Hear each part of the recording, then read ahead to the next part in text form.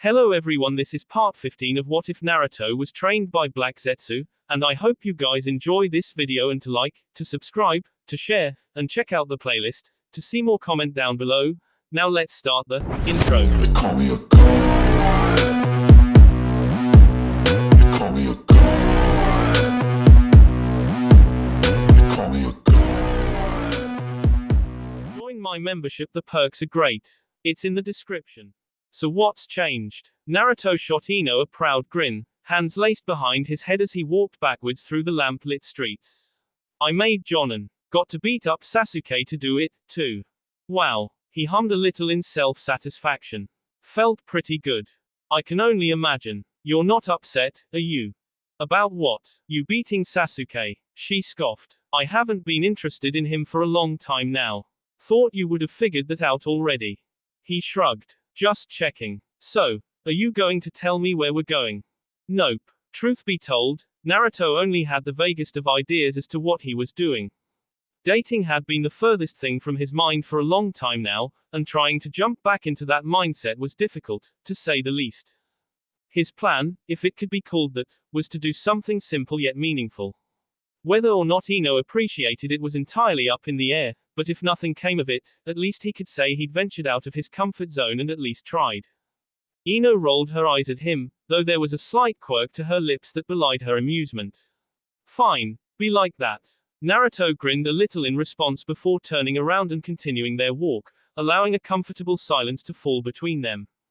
Eventually they arrived at the normal training field. Naruto grabbed one of his sealing scrolls and released a blanket, 2 bento boxes, and chopsticks. Laying out the blanket, he gestured for Ino to take a seat and then followed her lead, passing a bento and utensils to her. Not bad, she commented, swallowing a piece of tonkatsu. Can't take the credit this time. It's store-bought. But you know how to cook. I fought Sasuke today, Naruto reiterated in a deadpan. Didn't exactly have a lot of energy afterwards. HMPH. Well, next time I expect something homemade. Yeah, next time, you're so high maintenance. He received a punch to the arm for his sass. Shut up. You can't tell a lady that. Naruto laughed at his companion's outrage before putting aside the rest of his bento and leaning back on the blanket, once more lacing his arms behind his head, this time to serve as a pillow. Ino raised an eyebrow at him. Not hungry. A pause, then, do you ever wonder what else is out there? Ino tossed him a tempura carrot, which he caught in his mouth with little effort. She put another piece of pork in her mouth and then laid down beside him. Thousands of stars winked down at him, each trying to outshine the others. You mean space? He shrugged. Space, the world, whatever. We only know so much about the things around us, ya know. What do you think we don't know? A lot, I guess. But maybe we just have to wait and see until we find that stuff out. Don't you think that's what life's all about? Learning something new every day. Naruto smiled to himself. Yeah, pretty much. It was, after all, the tenet that had kept him moving forward in a constant state of fluctuating confusion for the past 5 years, even with a solid goal always in the back of his head keeping him grounded. Ino adjusted herself so that she was facing him, using her left hand to prop up her head. So now that you're a jonin, what's next? Keep training, keep getting stronger. There's always another hurdle. But making jonin was enough to start this. Not that I'm complaining, it's just a weird goal. Oh yeah. And what are you shooting for? Ino winked at him. It's a secret. Naruto huffed in response, practically pouting, before his blue eyes darted back to the night sky overhead, pointedly ignoring his date's playful smirk. Being a jonin gives me confidence in my abilities, he confided solemnly. Maybe it's not enough in the long run, but for now, it means that I'm ready for the next stage of my life. And what's that? He couldn't tell her, and he wouldn't just feed her some story, as easy as that would have been, but he also couldn't be caught in a lie if he said nothing at all. So instead of responding, the blonde rolled over and kissed Ino. Unlike the last time he'd instigated romance, the tension he'd carried around on the mission with Tenten was absent, merely a slight flutter of nerves in his stomach. It was almost funny how, in trying not to lie to her, all he did was imply false promises instead, and wasn't that really just the same thing? Ino shot him a knowing look when there was once more space between them. Oh really? Naruto shrugged, a somewhat wide grin twisting his lips. He didn't trust himself to speak, unwilling to break whatever mood had fallen between them. The shorter blonde seemed to watch him for a long moment, as if judging him, and he once again wondered if the Yamanaka ever used her mind-manipulating techniques on him. But then, if she really knew what went on in his head, there was no way their relationship, platonic or otherwise, would be even a fraction of what it currently was there. Ino stood and offered him a hand. Grasping it, she helped lever him to his feet, and without letting go, began to lead him back through the village. Naruto didn't bother to ask where they were going. In revenge for his own stunt earlier, she'd likely not tell him. His question was answered in short order when they arrived back at her home. Ino opened the door and spared him a backwards glance. Might be a bit late, but do you want to come in? You sure? She shot him a look not unlike the one he'd worn after K-her. Yeah. Through the sliver of open door, he managed to spy a black trenchcoat hanging on a hook and little else. Judging by the silence, no one else was home. After you. LLL. Naruto awoke early the next morning and blinked at the dull gray light filtering through the lavender window curtains. He sat up slowly and rubbed his eyes free of grit before glancing over. Ino was laying on her side facing away from him, the sheet trundled up to her neck. Memories of the previous night flooded his mind at the sight of her blonde hair spilling over the pillows. It had been nice, he reflected, a good way to mark his departure from Konoha.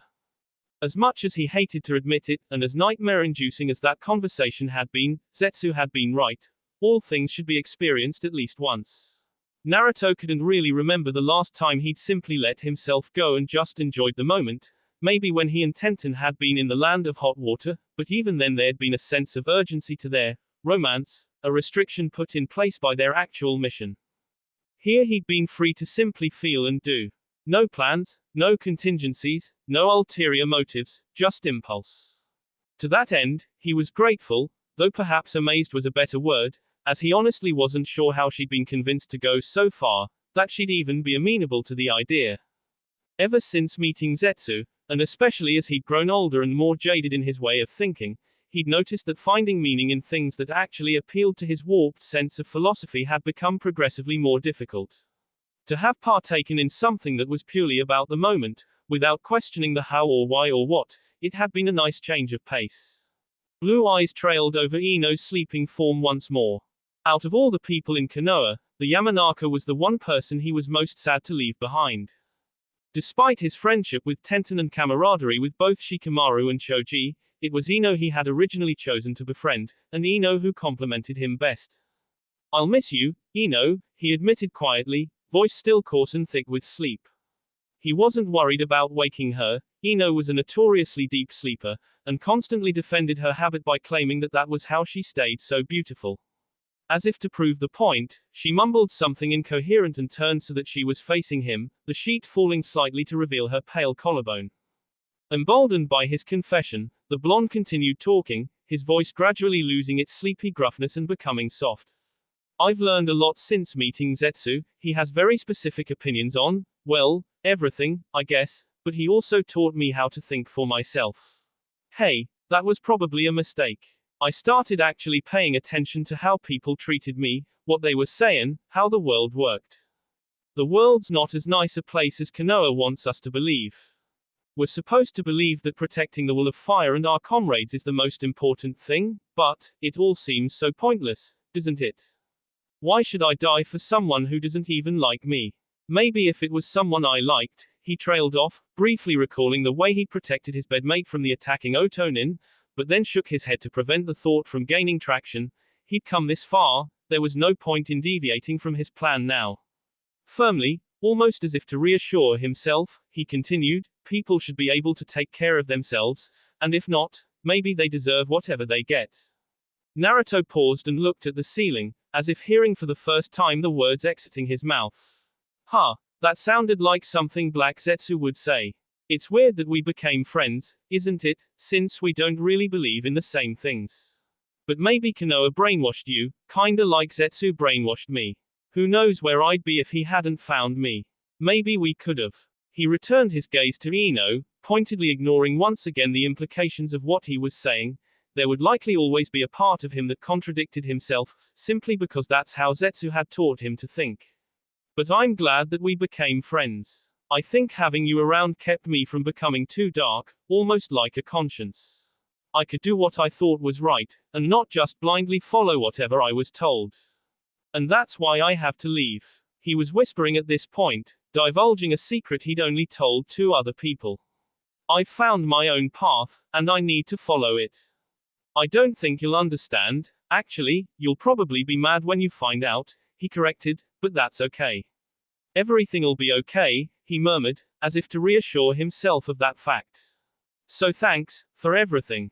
With those words lingering in the air, he slipped out of the bed and dressed quickly, finding himself perched on his friend's windowsill within a minute. And goodbye, Ino, he whispered, before jumping in the direction of his apartment. LLL. It was around 6:30 in the morning when an Anbu came to retrieve Naruto from his home, informing the blonde that his presence was required by the Hokage for a mission of extreme importance. The Jinchuriki merely nodded in understanding and, after the Black Ops member vanished, allowed a tight smile to stretch his visage. His plan was in motion. A mixture of apprehension and nervous excitement knotted in his belly as he packed for the journey ahead.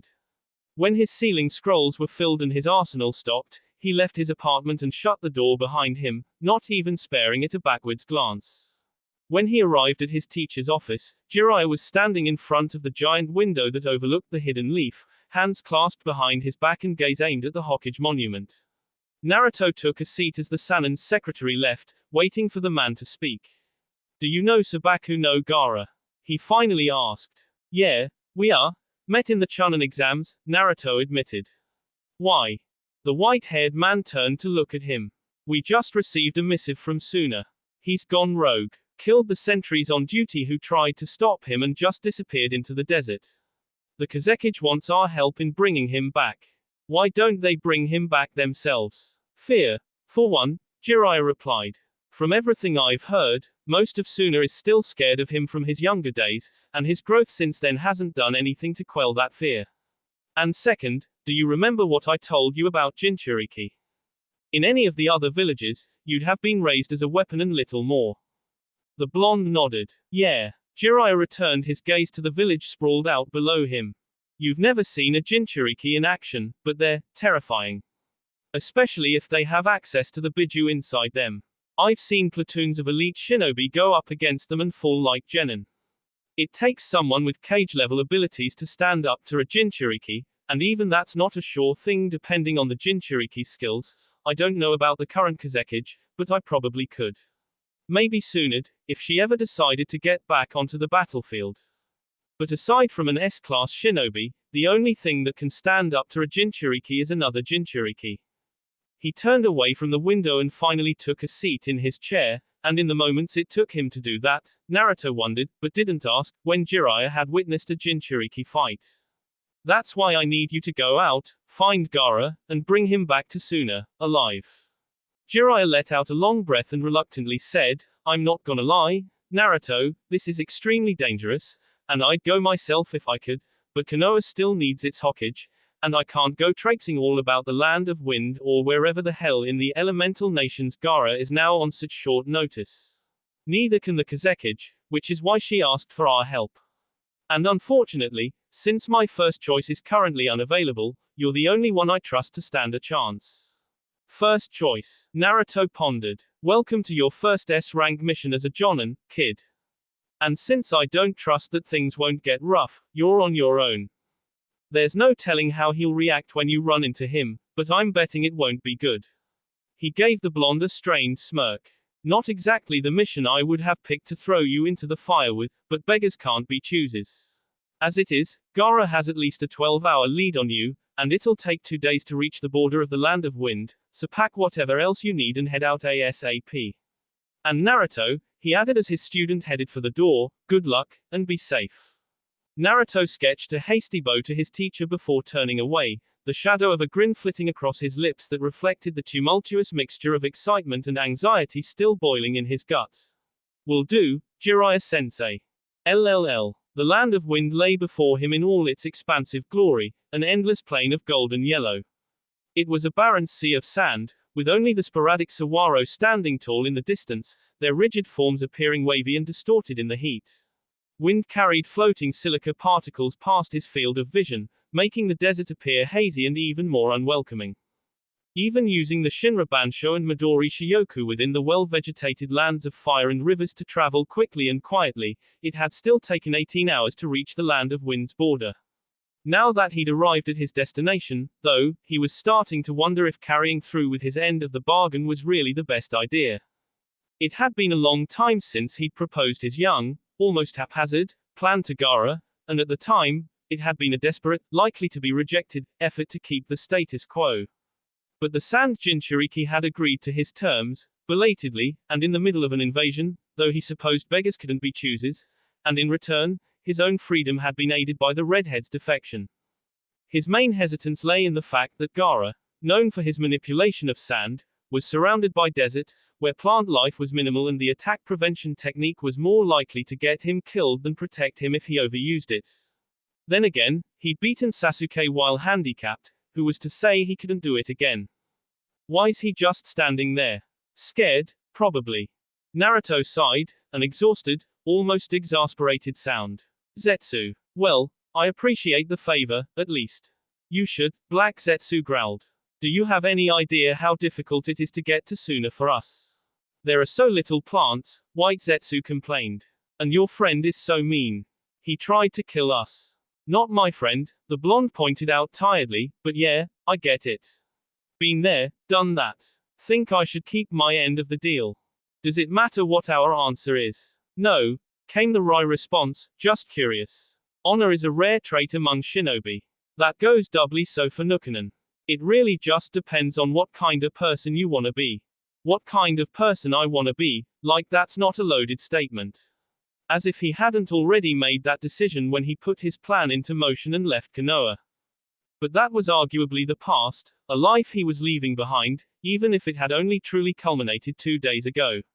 He'd put in time and energy to get to this point, and now that he'd reached it, he could define himself by a new chapter.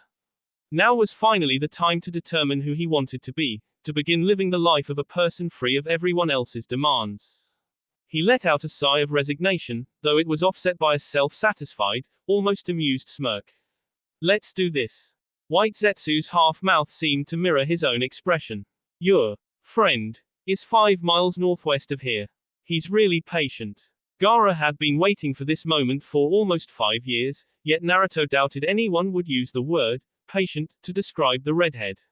Eagerness to prove himself, to verify his existence, as he'd phrased it during the Chunin exams, was the more likely prevailing characteristic. Besides, if he flaked, the Sunanin would likely try to hunt him down, and the blonde wanted to enjoy his newfound freedom. Thanks, Zetsu. He tossed his tutor a haphazard salute. Wish me luck. Good luck. White Zetsu offered at the same time his darker half stated, if you're as skilled as you think you are, you won't need luck. Naruto barely heard the plant man's parting shot. He was already heading out in the direction Zetsu had told him. Behind him, the former Kusanin melded back into the thinning foliage of the Land of Rivers, seeking a system of roots that spread under the desert. He didn't want to miss what was about to happen. Fortunately for Naruto, with the right heading and the desert being so featureless, finding Gaara was child's play. His fellow Jinchuriki stood like a sentinel in the baking afternoon heat, arms crossed and red hair shuffling in the breeze. You came. I said I would. Given your cautious nature, I had doubts. With his natural prudence and avoidance of dangerous scenarios, Naruto couldn't fault him for thinking that. Still, there was no point in letting the redhead know how close he'd been to reneging on their arrangement. I don't disappoint. Emotionless teal eyes continued to bore into blue. We shall see. Then he stretched out his hands and the surrounding sand rose into the air. Naruto had a brief moment to lament his decision before the golden granules cascaded upon him.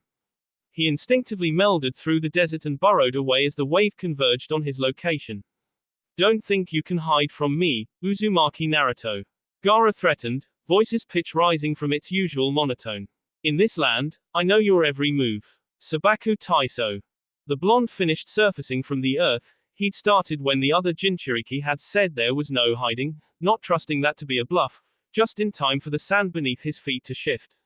He felt himself drop several inches as all the sand in a 500-foot radius compressed, compacting loose grains into a solid footing. Damn. If he'd been underground when the sand waterfall Imperial funeral activated, the compaction likely would have killed him. As he'd thought, the Shinra Bansho was out, more of a hindrance than an ally. That he'd used it once safely was a miracle in of itself. The earth he was surrounded by, if it could be called that, was sand and not soil, meaning that his Doton techniques would be nearly ineffective, and the lack of plant life was unhelpful, even if he had a last-ditch workaround. Yep, he thought morbidly, just like fighting Sasuke. Albeit a Sasuke with far less sanity. Though this time, he had at least one distinct advantage, one his opponent also shared and had no qualms about using, if his warped features were anything to go by. Sand had crawled up Gaara's body, transfiguring his entire right side into a beige-colored something that was part animal, part demon. Drool was leaking from his distended mouth, making the Sunanin appear even more psychotic than normal. Naruto hastily lobbed a jar of sleeping gas at the other shinobi, but a massive sand arm tipped with black claws extended out from Gaara's right side, closing around the jar and crushing it before it even got close to the redhead.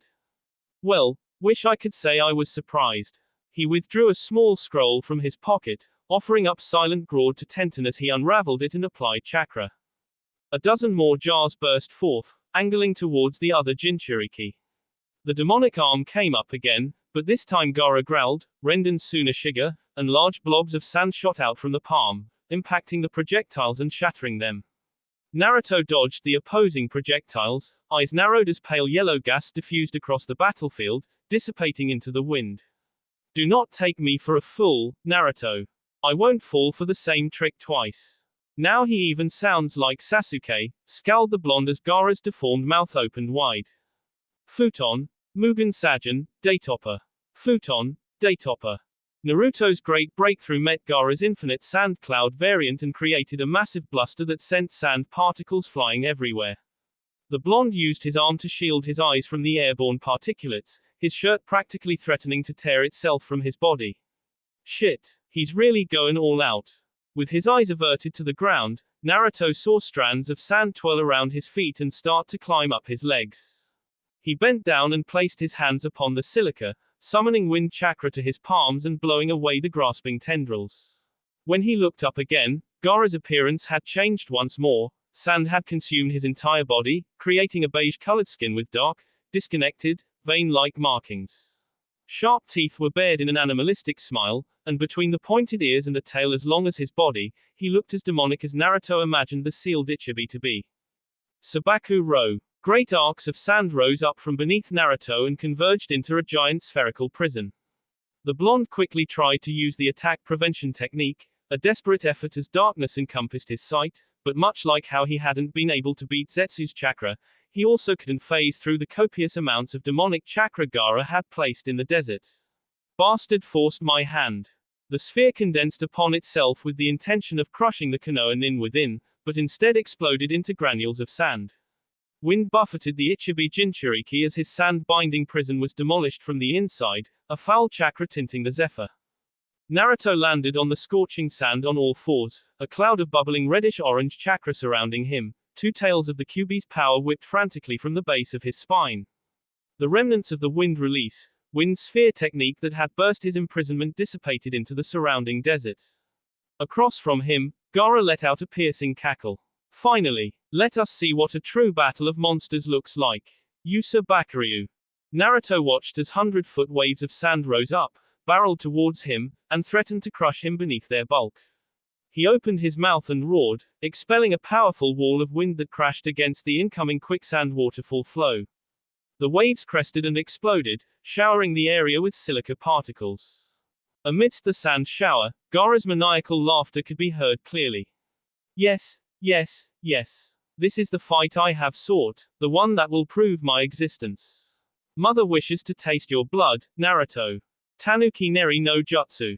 This time, the sand that rose up from the desert swirled around Gaara instead of Naruto. Not good, he could only watch as the Jinchuriki's form grew and grew, throwing out a wind technique in the hope to stall whatever was happening. It didn't work. The wind made no impact against the bulk of the giant creature that now faced him. Naruto tried not to wince as the high-pitched giggling of the Ichibi broke the piercing shrill of the awakened land of wind. Finally, come to me, little Kyuubi, and let me grind your bones into dust. That explains where Gaara gets it, Naruto thought with dark humor. Not that that was altogether surprising, given how his own Bijuu's chakra influenced his mind when he used it. He exhaled another wind technique, putting more gusto into it, but despite the air that now blustered around them, the tanuki remained unmoved. The one-tail giggled shrilly once more. That's it. Let me show you a real attack. He inhaled deeply, stomach bulging with the effort, before one sandy paw slammed into his gut. Futon, Renkuden. Even dodging the impact zone and summoning a sphere of wind to protect himself, Naruto was lifted off his feet by the force of the gale. He bounced off a sand dune, summoning more demonic chakra from the fox and scoring long trenches in the desert as he found loose stability in the shifting sands. 4 tails of reddish-orange chakra trailed him as he darted around the series of drilling air bullets that threw granules of silica into the air. Futon, Shinkua. The burst of Biju-tainted wind that escaped Naruto's mouth sliced into the Ichibi's leg, causing the Biju to unleash a shriek. Naruto smirked at the reaction, even as sand from the surrounding desert rose up and filled in the gash his vacuum wave had caused. He inhaled even deeper. Futon, Shinku Renpa. A giant, sandy parody of the one-tail rose from the earth, arms outstretched as the vacuum serial waves broke against its body. Naruto was surprised to find the dummy still standing after weathering his attack. That thing's harder than the Ichibi. Harder than my futon. That shouldn't have even been possible. Hee, you can't break my absolute defense. You won't be able to beat me here, little Kyuubi. Giant masses of sand rose up in curving arcs that once again threatened to encapsulate the blonde. Naruto skirted around and between the masses with his Kyuubi-enhanced speed, seeking any opening to get closer to the lumbering tanuki. He sent slashes of air out at random intervals, whenever there was a brief opening in the Bijuu's attacks to do so, but they either didn't connect or had no effect against the creature's vaunted defense. Sabaku Sotai so Fuin. Darkness encompassed him as sand came together in a grand mausoleum. He could feel the Kyuubi's chakra begin to leave his system, like his body was a sieve and the energy was slowly seeping out. Shit. As the sun's harsh rays were drowned out by shadow, he threw what remained of the demon's chakra into breaking free, using his cloak as the focal point of the technique. Futon, Kakadai Kiri. His encasement blew apart as the enhanced expanding mist technique took effect. The Ichibi cackled as the blonde's human form was revealed. What's next, little Kyuubi? You've got nothing left. You won't escape this one. Sabaku Ro. Hope this works. He yanked on the Kyuubi's chakra in his system, unmindful of the Queni, and simultaneously activated the wind stream technique.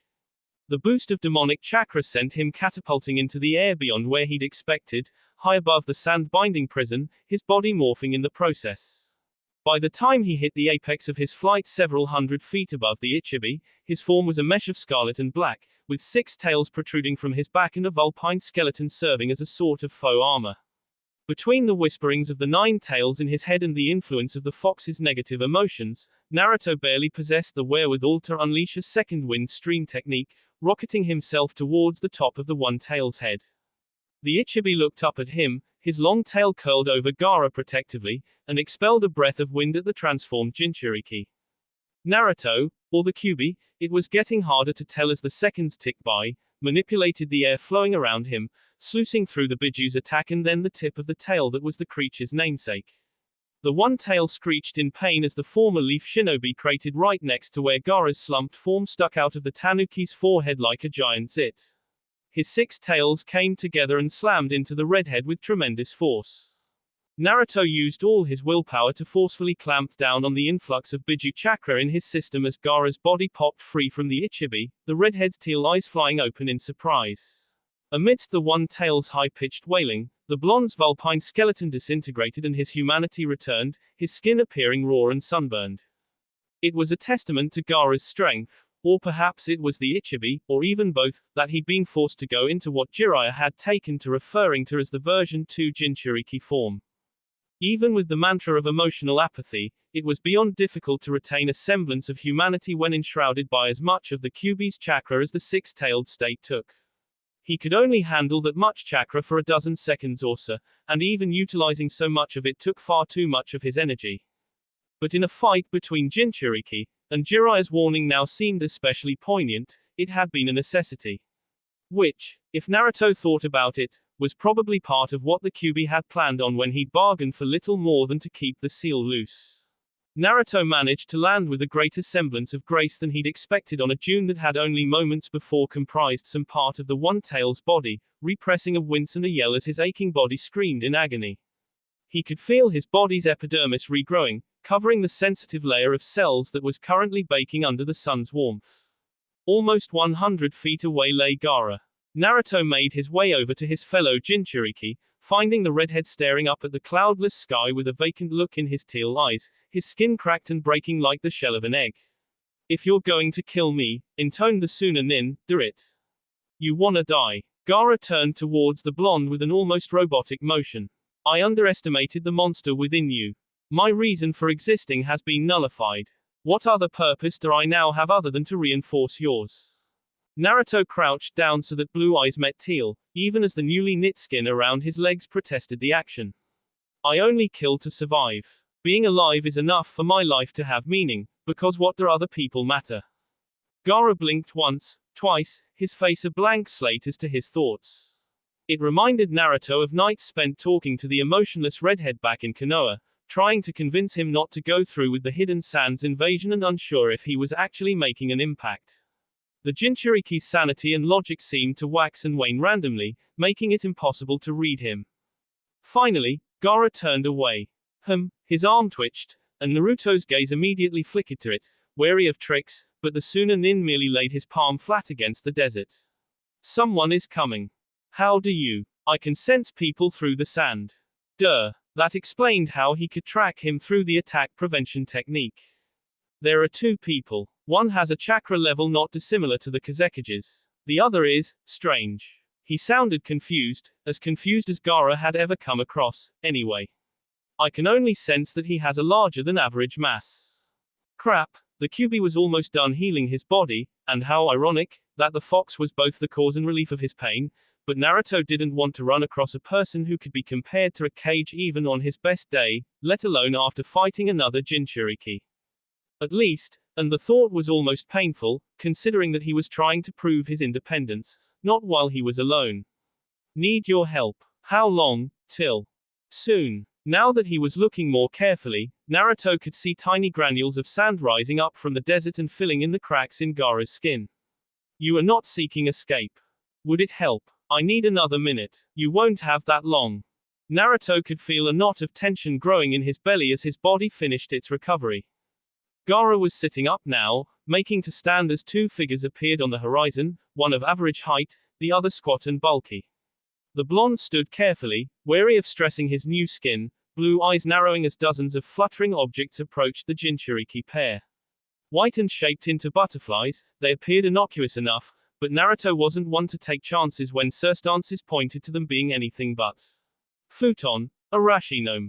Wind buffeted out from around the two Jinchuriki, creating a protective barrier just as the butterflies exploded. A dome of sand rose up around him as he dropped the storm's eye technique, wary of letting the wind blow the explosions into a firestorm. He offered Gaara a grateful inclination of his head, to which the Suna Nin merely blinked. Every gesture he made seemed nearly effortless. With those exploding tags. So it appeared. Gaara slowly dropped the barricade so they could see what they were dealing with. Naruto watched with some perplexity as a mass of the white material, paper, he thought, observing the apparently origami butterflies unfolding themselves and creating sheaves and layers, conglomerated to form the head and shoulders of a blue-haired woman. It seems you were right about the Ichibi's tenacity, Sasori. No wonder Deidara was unsuccessful with his mission. Behind the woman, who could apparently talk while being only part of a body, a clone. Naruto wondered, trundled the second figure. His body was robed entirely in the red-clouded black cloak that Zetsu had told him designated Akatsuki's members, his head and face shielded by a wide-brimmed straw hat and a mouth covering. It's convenient that we managed to track him down at all, Conan, Sasori growled in a rough voice.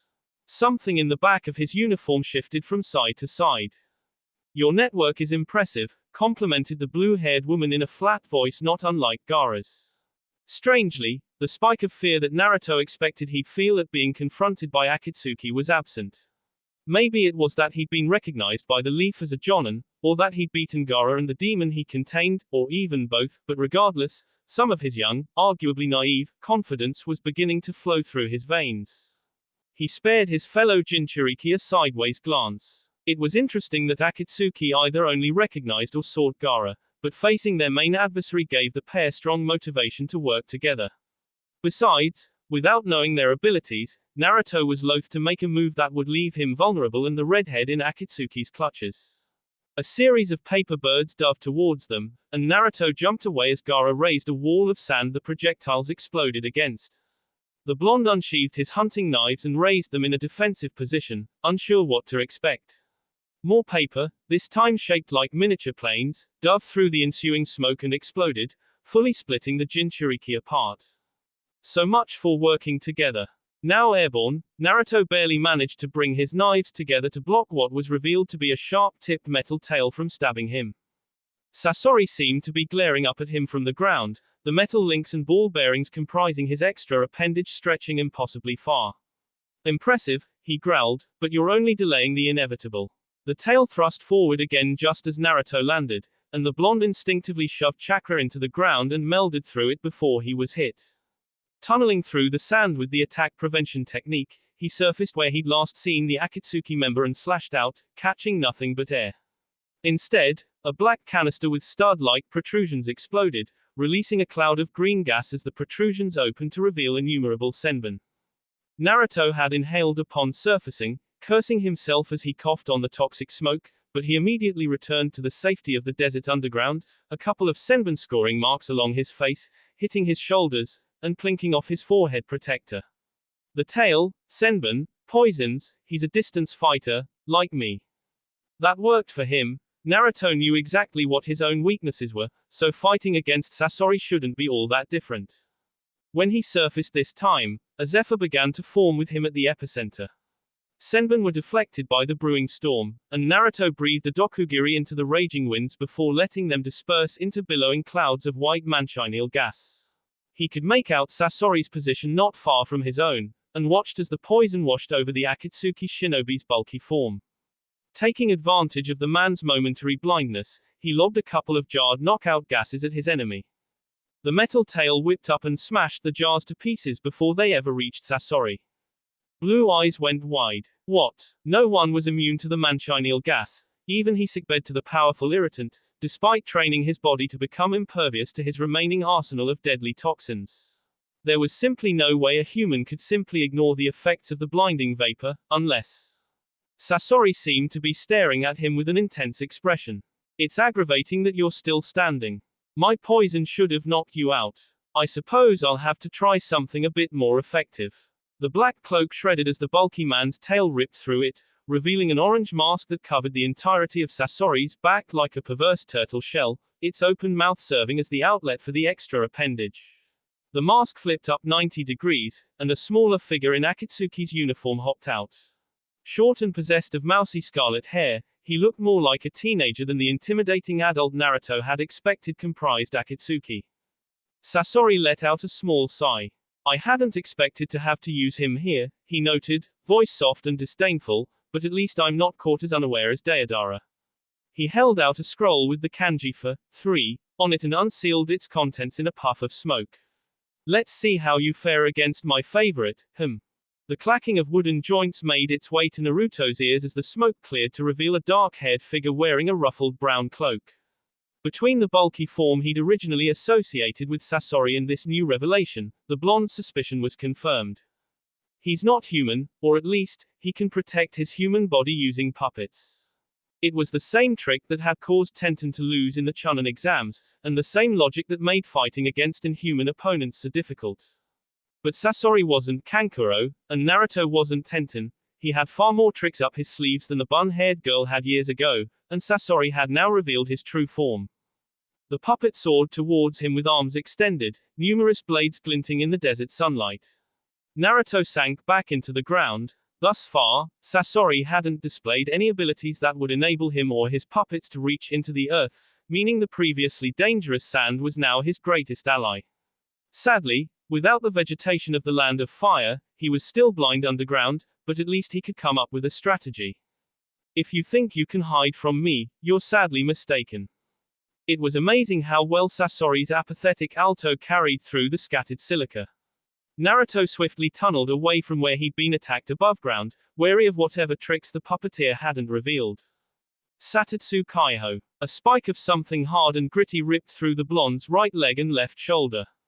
Naruto hissed in pain, the feel of poison leaking into his bloodstream a familiar one as he rose out from the earth to escape whatever had hit him. Above ground, an erratic mass of what appeared to be branching, black poles decimated the area, digging into and through the soft sand. Right hand clutching his injured shoulder, the blonde watched as the poles seemed to disintegrate into individual particles, almost like. Naruto scowled. Sand. This'll be just like fighting Gaara, except without the biju. Well, maybe that would make things easier. Though at this point, he was starting to wonder if he wasn't suicidal for sticking around to fight Akatsuki after exhausting his power against Gaara. So it wasn't a fluke, Sasori mused. You're immune to my poisons, just like Orochimaru.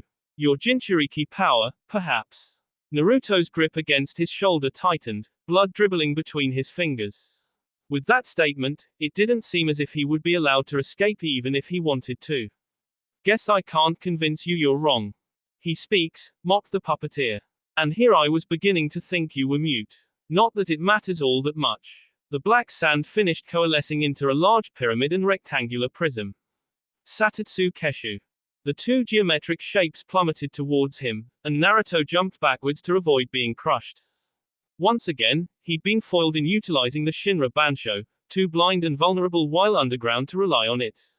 The senbon in his pouches rattled against one another incessantly, and the knives he'd reholstered began to slide from their sheaths. He weaved hand signs and fired a blast of compressed air from his mouth, hoping to split the sand weapons into individual particles, but the iron sand gathering assault remained steadfast. Well, damn. Maybe fighting Sasori would be as difficult as going up against the Ichibi. The defenses seemed to be fairly even, at least. The senbon hidden in his sleeves slipped out and attached themselves to the dark pyramid looming beside him. He hastily divested himself of his hunting knives and remaining weapon pouches, repelling himself from the pull of the magnetic sand with a violent wind palm. Now at a safe distance, the blonde channeled an inch-long blade of chakra from his thumbtip and slid it from navel to chin, allowing his tunic and mesh undershirt to slip off his body. A quick slash at his neck, and the cloth holding his hate in place was severed. No more metal, he told Sasori. Clever, admitted the puppeteer, but you've only delayed the inevitable. The black sand, iron, if the jutsu names were anything to go by, Naruto told himself, ground into a fine powder, began to shift, transforming into a series of needles that mimicked the blonde's senbon shadow clone technique. Naruto began to prepare a buffet of wind to counter, but just as he was about to release it, a wall of sand rose between him and the incoming needle hail. It molded itself into a dome that encased him, and then Gaara surfaced from the desert floor in a parody of the attack prevention technique. Ah. The Sandaime Kazekage possessed the Jiten Keke Genkai, Gaara explained in a dry rasp. Naruto thought he seemed tired, or aggravated, it was hard to tell. His jutsu were inspired by the previous host of Shukaku. I will take over from here. You wanna trade? Gaara stretched out his hand in the direction of the Akatsuki member. Naruto could hear the individual granules around him shift and compact to create a denser defense. The woman can split herself into paper and uses explosive tags. Thanks. Then, with no other words between them, Gaara dropped the dome and Naruto unleashed another wind technique at the assault of paper projectiles that had been launched at their backs. The projectiles exploded in midair, and the blonde took the opportunity to separate from the other jinchuriki, exhaling a wind release, vacuum wave that forced the blue-haired Akatsuki nin, Konan, he thought Sasori had called her, to float to the side on her paper wings. She turned to him and flapped her wings, sending a tornado of paper his way. Well, got her attention, Naruto thought sardonically, even as he protected himself with a wind sphere. Konan seemed to be staring down at him with the same bored look that the saner version of Gaara wore. I suppose it makes no difference how the job gets done, she noted. Shikigami no Mai. She split apart into thousands of pieces of paper, and Naruto decided that he didn't want to find out what she could with all of them. He brought his hands together into a cross seal and summoned several clones, all of whom performed the contracting funnel technique. Twisters of wind rose in the area where Conan had disseminated herself, catching the loose sheets and becoming typhoons of white. A little more nature manipulation on the parts of the clones, and the winds became tornadoes of destruction, shredding everything within into innumerable scraps. Well, that was easy. The paper scraps came back together, reforming to show Conan, whole and unharmed. Or not. His clones continue to summon twisters to keep the blue-haired woman occupied while Naruto ran through a new set of hand seals. Conan would eventually find a way out, and with his weapons lost to Sasori's iron sand, he finally had time to enact the plan he'd had in reserve since fighting Gaara. Doton, Jodo no Jutsu. He spat out clumps of peat-filled dirt which mixed with the desert sand and settled into a dark layer of moist earth. Kneeling down, he slapped his hands against the soil and summoned chakra to the seeds buried within. Haru Psycho no Jutsu. Brambles, ferns, and saplings began to rise from the depths of the loam soil technique, an earth release he created specifically to increase the longevity of flora grown via the spring's growth technique. As the plants grew, Naruto spared a glimpse at the battle his clones were waging, and losing, he realized, watching Conan's mulud of paper kill one of his doppelgangers. Faster, he thought, dredging up a small amount of recovered Kyuubi's chakra and throwing it into the Haru Psycho. He was growing tired, and utilizing the fox's power while more susceptible to its influence was a dangerous ploy. Still, the plants began to grow faster and wilder, creating a miniature forest approximately 1,000 square feet, even as the demon's chakra knitted together the skin around the wound Sasori had caused. He whirled around with a blade of wind chakra extending along his hand and from his fingertips, swiping at the loose papers that were hovering at his back with a parody of Tsunad's chakra scalpel. A number of the sheets came together to form Conan's head, brown eyes flat. Your resistance is futile. I'm not just gonna lay down and die, he retorted, then expelled a poison mist at the floating head. The Akatsuki nin moved away, but a series of origami birds dove down in her place and exploded, forcing Naruto to retreat into the safety of his homegrown forest. Now he was in his element, which was good, because between the fight with Gaara, using the Nine Tails power, the battle with Sasori, and then actually growing his own foliage, he was definitely starting to feel his limit. Luckily, Conan seemed to be a human opponent, finally, and was thus susceptible to his normal, chakra minimal tricks. Placing one hand against the nearest tree, he channeled chakra through it and sent a series of vines lashing out at the blue-haired woman. Conan manipulated her paper into a hardened shield. The vines bounced off, and Naruto decided to abandon the assault, moving deeper into the greenery to search for the appropriate plant.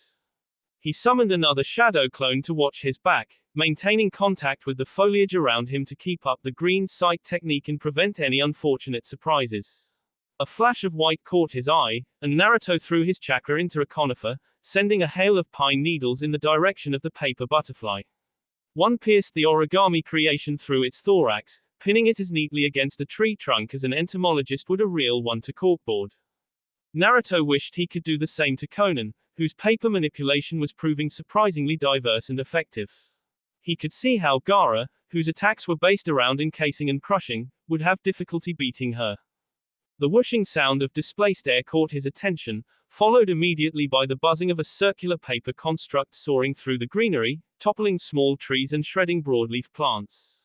His clone used a wind technique to try and blow the projectile off its path, and Naruto took the opportunity to find a denser portion of the canopy, withdrawing one of his scrolls in the process. He unsealed a purple jar and then grabbed the frond of a nearby fern, dribbling the toxin quickly but carefully over each leaf tip. More paper began to float around him, the buzzing projectile having torn down a wide swath of foliage, allowing the desert sun to once more bear down on the blonde.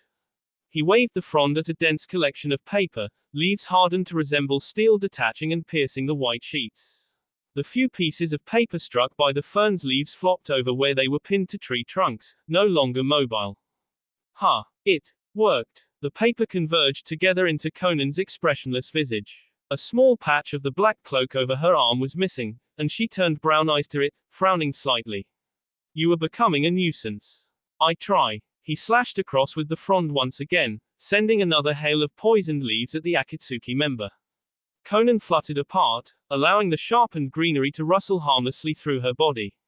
Several paper pieces folded themselves into shuriken, which spun wildly at the blonde, while others lit up with seals, exploding moments later and setting the surrounding foliage ablaze. Blue eyes glanced at the pierced paper from earlier. They remained motionless, unexploded and untransformed. As the self-made forest went up in smoke around him, Naruto eyed the purple jar in his hand skeptically. Well, all right then.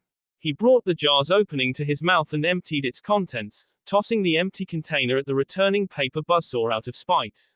The jar shattered on impact, and Naruto boosted himself out of the chakram's path with a violent wind palm. The repusho had the added effect of turning the forest fire into a raging inferno which emitted thick, black smoke as it burned. Naruto could barely make out Conan, now hovering above the flaming canopy on giant paper wings, seemingly observing the destruction. Finding a fallen branch, he tossed it high into the air, boosting it with a smidge of wind manipulation, and watched as the blue-haired woman whirled on the spot and sent a cavalcade of origami projectiles in its direction. One Kawarimi later found the jinchuriki in the place of the pierced wood. He sprayed the poison in his mouth over his surprised adversary, calling upon his breathing exercises to give it distance and speed.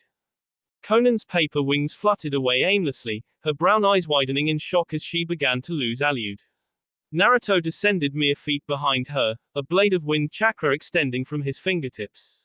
She seemed to sense what he was planning, for she tried to summon some semblance of defense, but with his chakra-negating agents soaking her body, and thus the chakra-laden paper that seemed to comprise it, it was ineffective. Stabbing forward and then slashing sideways, Naruto's blade of wind decapitated the paper manipulator with a great spurt of blood. Body and head fell separately into the fire below, which the blonde deftly avoided by applying the wind stream technique until he was safely outside its influence. Damn, I'm good, he breathed in awe, watching the fire eat up his forest and adversary. Then, having basked sufficiently in his glorious victory, he looked around for Gaara, blue eyes widening in shock at the sight before him. A menagerie of broken puppets garbed in red cloaks littered the desert, wooden limbs and bodies in various stages of splintered destruction. Gaara stood in the center of it all, arms waving about in patterns to control the same waves of sand he'd used to try to crush Naruto. Sasori, however, didn't have a biju sealed in him, and when the sphere surrounding him condensed to the size of a ball, Naruto highly doubted the puppeteer had survived. He cautiously approached ground zero, another blade of wind chakra at the ready in case Sasori actually was alive. Or if Gaara chose to betray him. The red-haired jinchuriki turned to stare at him with his usual blank expression. That was challenging. Understatement of the year. Well, it was Akatsuki, Naruto pointed out. How'd you do it, anyway? More silica particles floated up and surrounded the Suna Nin. As I've told you, my defense is impenetrable. And I know how to fight puppeteers because of Kankuro. Not completely impenetrable, thought the blonde, though Gaara's perspective on things always seemed a bit skewed towards the self-aggrandizing. So, we good. Gaara made a non-committal noise, though he still nodded. Yes, those battles made me feel more alive than anything I'd experienced in Suna. It seems abiding by your timetable was not a complete waste of time after all. I do what I can. And on that note, can you, take care of the, everything. He finished, gesturing unsurely at the smoldering remains of the now dead spring's growth technique in the debris of puppet parts strewn liberally across the desert. The redhead knelt down, placing his hands upon the ground and summoning swirling eddies of sand to swallow up the surroundings. Within seconds, any evidence of the battles wrought in the land of wind were deep beneath the surface, leaving only the vast, empty expanse the two had started in once more. Naruto considered it a rather fitting metaphor, wiping the slate clean to move on with the next stage of their lives. Scouring the sands for any sign of combat Gaara had missed, Naruto asked, so, what's next for you? I will find some place that has not heard of me. Well, that's you next, and they will learn to fear my existence. Baby steps, then. Alright then. Well, good luck. HN. The sands parted beneath him, and in a move he wanted to say was inspired by the Shinra Bansho, Gaara disappeared. Naruto finally let out a breath he didn't know he'd been holding, the action sounding more relieved than he expected. What a day, he'd escaped Konoha, won the fight against Gaara, and even better, proved that he could go toe-to-toe with two different Akatsuki members and even kill one of them. The logic that he'd played by since the Chunin exam so long ago had worked. Just because the Leaf considered him a Jonin didn't necessarily mean that that was the peak of his power. In fact, considering how many of his abilities came from Zetsu, and thus had to be kept secret, the fact that he could take down an S-rank opponent while only being judged in Konoha by his A-rank skills might not have been as surprising as it seemed. And now he was well and truly free. It was almost hard to believe. Blue Eyes finished scanning the desert landscape. Guess the gon. The clothes and forehead protector he'd removed fighting Sasori were nowhere to be found, likely a result of Gaara's handiwork. Oh well, it was a symbol of his old life, one he was leaving behind, though the loss of his shirt, and the senbon he'd been carrying, was noticeable in the dying afternoon heat. He'd almost hoped they'd remained uncovered alongside an Akatsuki cloak, so that Konoha assumed he'd been kidnapped, but it couldn't be helped. He would just make do with his original plan. Fortunately, he had already decided on a heading before Akatsuki had decided to intervene. He looked in the direction of the falling sun, shading his eyes with his hand. So, that way, he said, adjusting his line of sight in a more northern direction. And so it begins. Several hundred feet away, from the confines of a giant saguaro, two yellow eyes peered out and watched as the blonde disappeared into the distance. Did you get all that? Of course. He didn't do too badly, huh? It seems his plan worked out after all. Everything came together in the end. How surprising. There was a brief pause, and then White Zetsu asked his partner, but is it the end? Naruto's figure was now little more than a shadowy blur against the dying sun. Black Zetsu's voice adopted a haughty, mocking tone as he answered his other half. What do you think? LLL. That will be all for this video. Be sure to like, subscribe, share, and comment down below for more videos. Goodbye.